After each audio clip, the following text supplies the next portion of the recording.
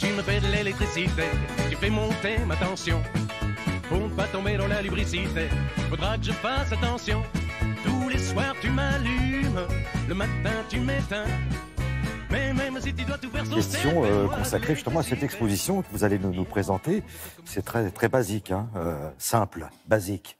Le numérique, c'est quoi exactement? Alors déjà, le numérique, c'est très simple. Cette exposition s'appelle « La belle vie numérique ». Effectivement, de quoi parle-t-on? Eh bien, vous savez, le numérique, c'est aussi simple que lorsque vous prenez votre petit smartphone et puis vous faites un selfie. Voilà. Ça, par exemple, c'est le numérique. Et comment est-ce que ça a influencé les artistes? On le sait dans l'histoire de l'art, il y a beaucoup d'autoportraits. Hein, ça commence vraiment presque avec les débuts de l'art. Donc, comment est-ce que ça va changer justement le regard? Et puis, deuxième élément très important du numérique, une fois que vous avez pu prendre votre photo comme ça, vous allez la partager, vous allez la disséminer sur des réseaux. Et donc, évidemment, là, va y avoir une deuxième étape de votre œuvre artistique, c'est comment est-ce qu'on la gère dans les réseaux, comment est-ce que ça peut devenir en soi une œuvre.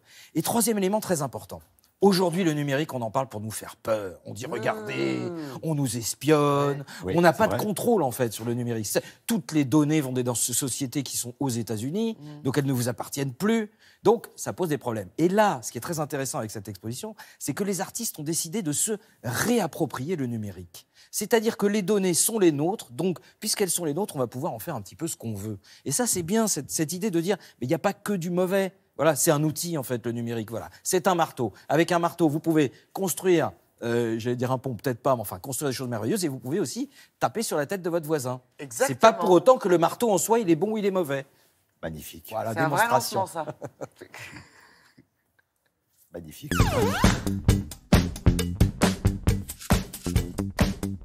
On démarre cette folie numérique avec l'appropriationnisme de Richard Prince. Alors, l'appropriationnisme, c'est vieux comme le monde. Ça consiste pour un artiste à prendre une toile d'un autre artiste et à la signer en disant c'est la mienne.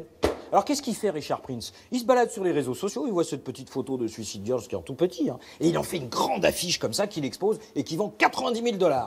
Évidemment, Suicide Girls, elle s'est reconnue dans l'exposition, elle a dit « mais dis donc, c'est ma photo ça !» Donc elle fait exactement la même affiche et elle dit « moi je la vends 90 $. Et je reverse en plus tout à ma fondation. » Bah voilà.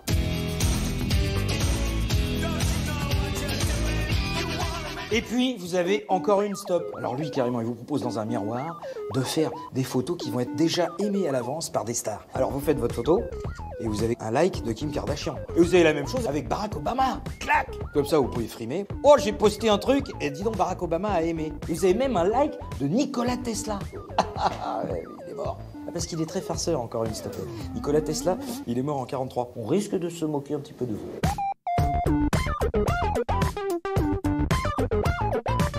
Ici, Véronique Bellan vous propose ni plus ni moins que de photographier votre âme, votre aura électromagnétique. Et le temps qu'elle s'imprime, on vous prépare aussi une petite traduction musicale de votre propre aura électronique. Alors on va laisser le piano tranquillement terminé et on va chercher la photographie de notre âme, évidemment, mais oui. Et voilà, regardez, c'est mon aura. Alors c'est une aura informatisée, hein. C'est l'aura du web en quelque sorte.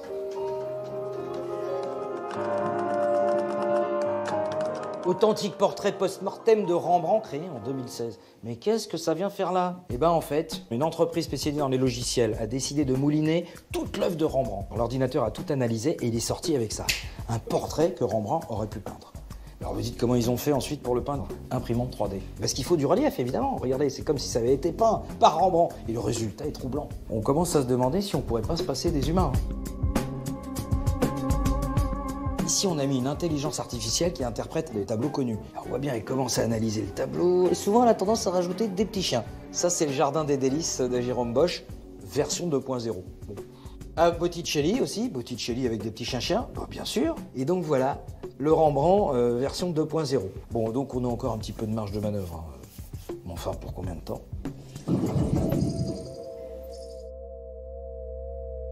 Et pour terminer, la synesthésie, ou comment faire correspondre le toucher avec l'audition. Et alors, ça sert à quoi? Mais à rien du tout. C'est ça l'art, ça sert à rien du tout. Mais c'est bien marrant.